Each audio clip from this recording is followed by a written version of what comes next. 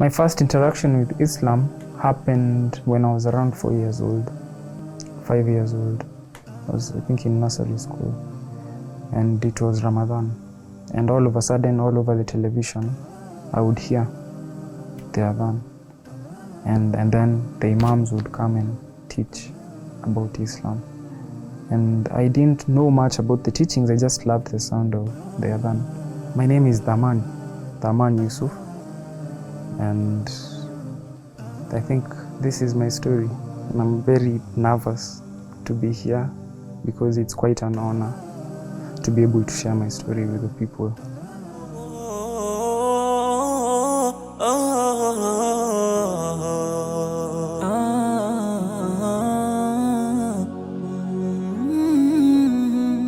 Thank you for having me. It's been a long time coming, I think. And I'm from Kiambu County. I was born in Kiambu County, Lari, a place called Lari. So I was born in a Christian family. My grandfather was one of the founders of the church that I started attending. And yeah, memories of him, people say I look, sound and act like him a lot. And it's unfortunate that he passed on around 7 years before I was born. So when I was born, I was the first one to be named after him. And that was the beginning of my journey. I had very big shoes to fill in.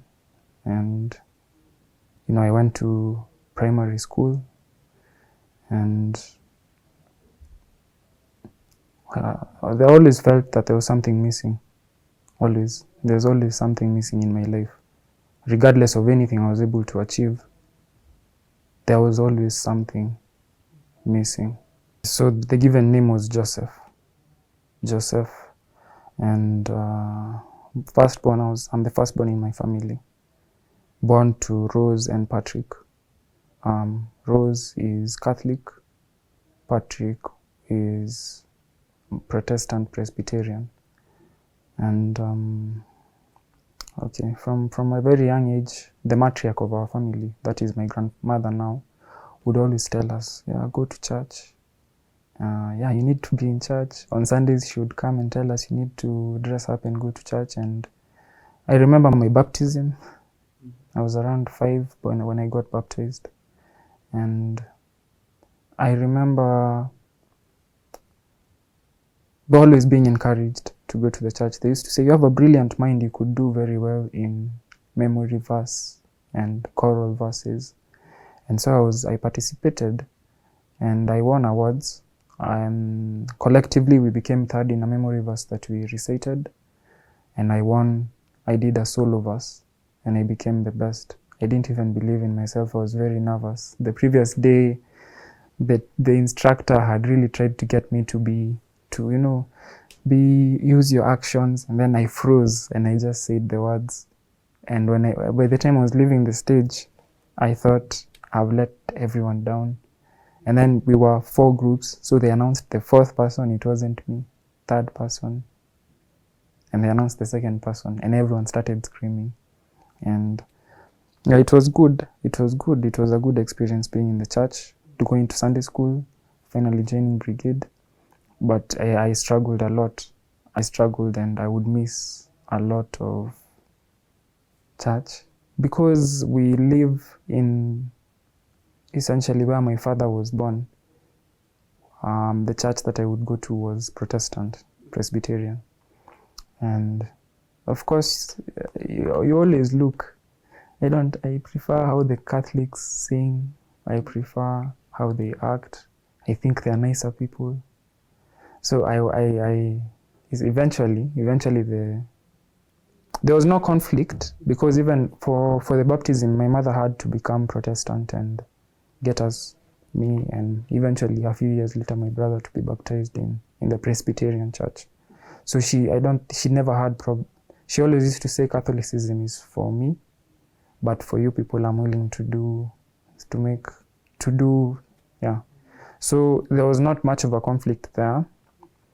But I always used to want the other thing, that is Catholic. So around 11 years ago, I decided I'm tired of being a Protestant, and I started reading about the Catholic Church, and I felt more connected to it because, of course, that's where Peter was the rock, and I felt that I was more connected to that truth. So I changed, and of course it caused issues amongst all the Protestants that I was with, because it's every society has what they accept and what they do not accept. And yeah, so I wanted to be Catholic. I eventually wanted to be a Catholic priest. It became that serious because I started feeling as if there was a call. There was a call for me to serve. Not because of anything. All this was out of mostly curiosity and the fact that once you're born into something, you spend a lot of your life being kind of coerced and forced into it. So you always wonder, what's on the other side? That's me now. I'm not very comfortable with accepting things for what they are. I always question. And so I would question, why am I being told this and that and this other one? And eventually that has always led me to explore and try and find something different. So by the time I was in Form 2, I'd been a Protestant for all those years. Now I wanted to be Catholic, and I started. It's linked to a lot of pain, actually, because, you know, when you read the New Testament in the Bible, the person with the most books is Saul, who became Paul. Yeah, and when you look at Paul's life and you look at the lives of the disciples, you realize they never had families as such, wives. And that's the call that I was getting, was, as a man, the greatest thing you can do is serve God first. If you look at even the likes of Samuel, yeah. So that was the beginning of the journey. So I decided that I'm going to approach Catholicism from an intellectual standpoint. So I didn't want to be a practicing Catholic, or, you know, because in my mind I thought, or I felt that once I start attending and congregating, I'm going to have the same problems I've been having on the Protestant side. So it was more reading the books that the Catholics have that the Protestants do not have, more looking at the saints. There was a lot of brutality, especially in the 13th and 14th century, the likes of Joan of Arc, such people. And I felt that anytime you see people being given such brutal murders, it means there is some truth to it. And of course, there's the colonialism aspect of it, that the colonialist is one who came with, especially the Presbyterian Church. And it always felt as if there was something that was not right and true about it. Because if this religion was so good, why did they do the things that they did to us? Because I was born in the catchment area for the Mau Mau. And there's a graveyard, there's a place which we cannot dig or do any development because it was a mass grave for the Mau Mau. And you wonder, so this is the church they left, and these are the things they were doing to the people. Then all of us are here going to church, and so these are I told you it's a lot of pain. So I wanted something else. This pain was too much for me to handle. And anytime I'm sitting listening to a sermon, I'm wondering, you giving the sermon, do you know what was happening 2 or 3 generations before you in the name of the church? And this is not to say anything bad about the church. It's to say about the people who are misusing the message. Because at the end of the day, I am able to respect anyone and everyone. I don't just respect Muslims or Hindus or Christians. I'm able to respect everyone. But I'm also able to look within myself and see what part of Islam am I not interpreting right. If I was to be left here as the only Muslim left, what if the things I've been doing, if I continue doing them, would they really get me to Jannah? And I think also on the Christian side, you have to question. And all in life, it's all about questions. So I started the process. I started learning about what is required to become a priest. Of course, it's catechism, and then you sign up for theology classes, and you spend 6 7, 8, 10, 11 years. It depends on how intense you want it to get. And so I approached my parents and I told them, I don't really want to sign up for campus, for the course I've been called to. I want to be a Catholic priest. And I don't really remember the reaction, but of course it didn't go very well. But eventually they told me, okay, so how are you going to start the process? And I told them, I'll go to Holy Family Basilica, I'll look for a priest in there, I'll start this whole journey. Because remember, at this time, I'm only a intellectual Catholic. I've just been reading, I've not been practicing, you know. I don't have any documentation, I've not been baptized in the Catholic Church, I have nothing. So if I'm saying I want to be a priest, I have to start that whole process. And I would walk by Holy Family every day, saying, this is the day I'm going to go speak to a priest. And that happened for around 6 months, until it got to a point where I said, maybe this is not for me. I do still want to serve, but maybe not in this capacity. And then, so I decided to take a deep dive, and I read more about, you know, the history and the current situation. And you know, it so happens that life has a funny way. That's around the time the Pope had visited Kenya. It's around the same time. Just actually, when the Pope was coming, I was passing by Holy Family daily. And eventually I realized I would want to serve, but probably I'm in the wrong belief system. That I do want to serve. I do want to be someone who, first and foremost, serves God. Because when you sit down and you think about it intensely and carefully, why do you think God created everything? God is enough. He is the only being that is enough. God does not need anything external. See, as a human, you're not enough. When you're born, you're weak, you're fragile. Towards the end of your life, same, all through, there's always something that someone can do to improve your life, but God is enough. So why did He create us? Why did God create Adam and Eve? And all the animals? Those are the questions I was asking myself.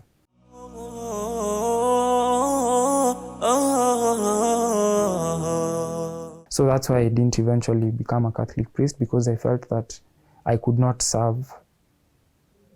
I felt I was in the wrong belief system. And that's when now I started looking into Islam, which was around 8 years ago. Just after high school, actually. Past high school. I started now looking into Islam and also other religions. Because you realize there are people who even worship the devil. So I looked and I wondered, why are they? And then there's Freemasons. There are so many belief things in the world. One of the most famous atheists says that I don't like being judged for being an atheist because it's only one more God that I don't believe in. Out of around 2,999 gods that are there in the world that we know of, that people worship, I'm only now going forth and not accepting one more. That's the one who you believe. That's how he talks to Christians, Muslims. Yeah. So there's so much in this world. So I decided I want to look for the religion of the Middle East. So the Middle East is split between Christianity, Judaism, and Islam. And of course, there's some other things like Sufism, all these things. And then in the Far East, there's Hinduism and so many other belief practices. And here in Africa, we have the traditional ways that we used to worship. So I took a lot of time. And at the end of the day, of course, you know which one I settled for. My first interaction with Islam happened when I was around 5 years old. I was, I think, in nursery school. And it was Ramadan. And all of a sudden, all over the television, I would hear the Adhan. And then the imams would come and teach about Islam. And I didn't know much about the teachings, I just loved the sound of the Adhan. And where I was born, there are no mosques. The closest mosque is around maybe even 50 kilometers away. So I had not lived in a place where I could hear the Adhan. But every day, after news or before news, I can't remember specifically, during Ramadan there is normally special programming for. And I would hear the voice and it would calm me down and I would listen. and I started wanting to listen to more of that kind of music. So I used to tune into, there was an Islamic station, I think, I'm not very sure, on the radio. We had one of those old, and I would like, the music sounded different, and I used to like how the Muslims dressed when I'd see them on television. This is a seed that was planted when I was very young. So that was, I would say that's my first interaction. And I always used to wonder what is he saying, that man who is singing? Allahu Akbar, Allah. And I used to sing along. But that was my first interaction. And then now when I was in high school, of course, we had a mosque. I met Muslims, but it's around the time there was a lot of terrorism and such activities in the country. So it becomes a bit hard to ask questions. So I would always have questions, but I would never know how to ask them. But I would really admire them because most of them were very strong academically. Most of them came from marginalized areas of the country. And most of them would come with much, much fewer marks than the rest of us. And most of them would beat us. And I would wonder, how is it this person with very few resources, in the beginning they would be very shy people because of course they are coming to probably Nairobi the first time.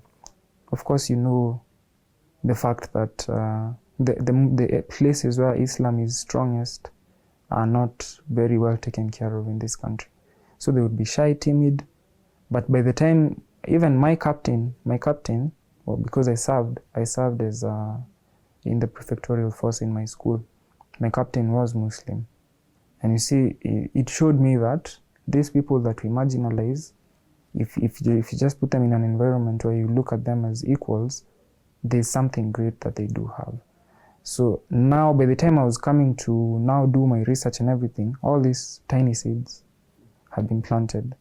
And it took, I'm saying the journey started 8 years, now the reading and everything.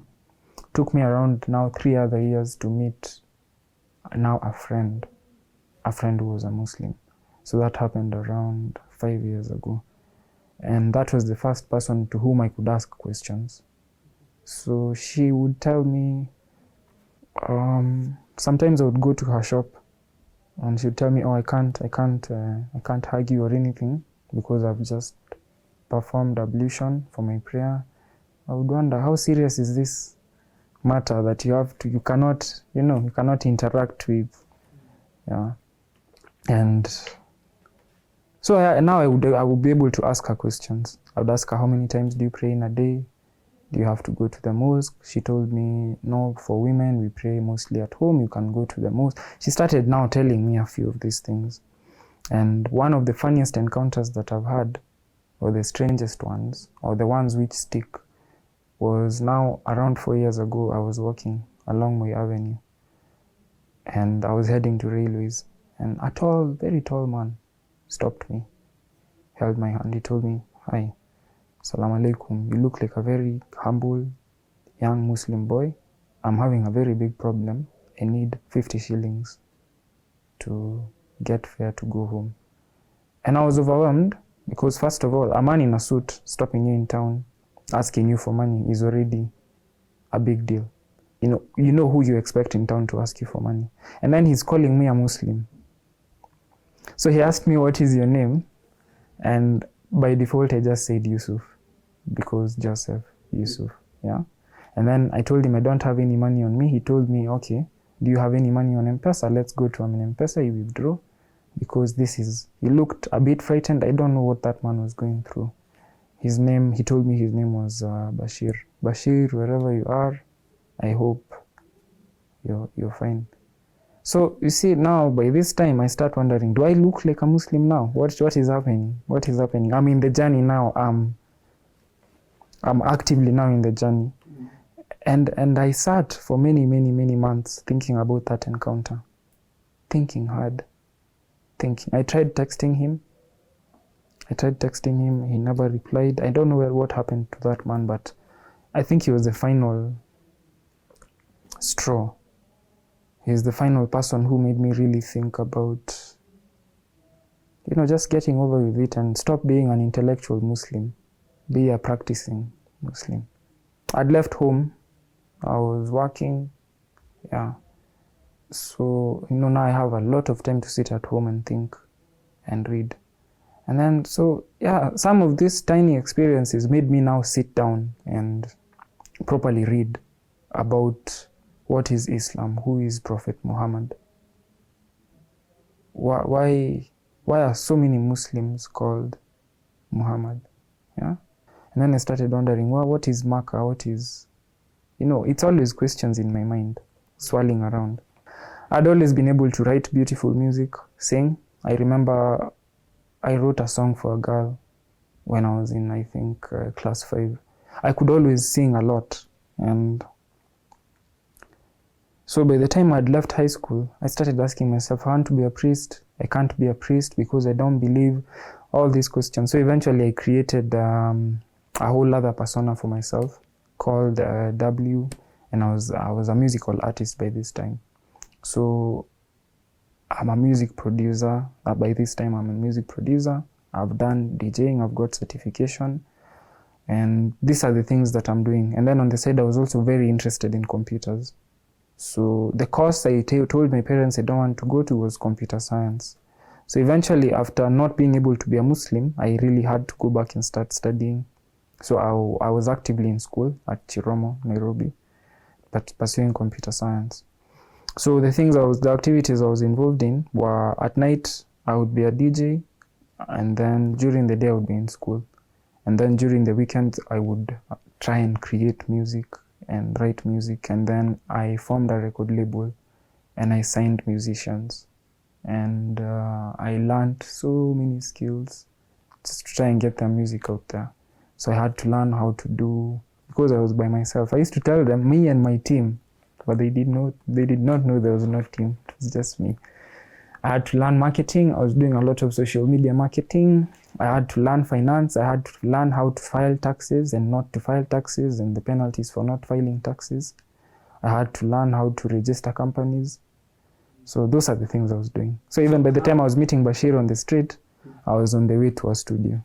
I started when I was very young, and I count even the years when I was not doing it professionally, I count them as part of me being on the journey, because the skills I picked up, I used to record myself on tape.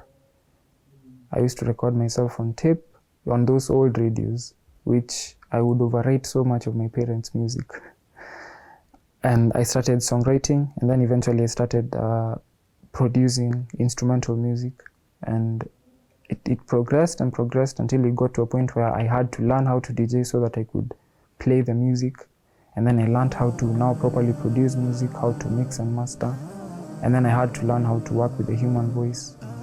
So I had to learn how to edit podcasts, videos for people on YouTube, the audio side of it, how to create soundtracks.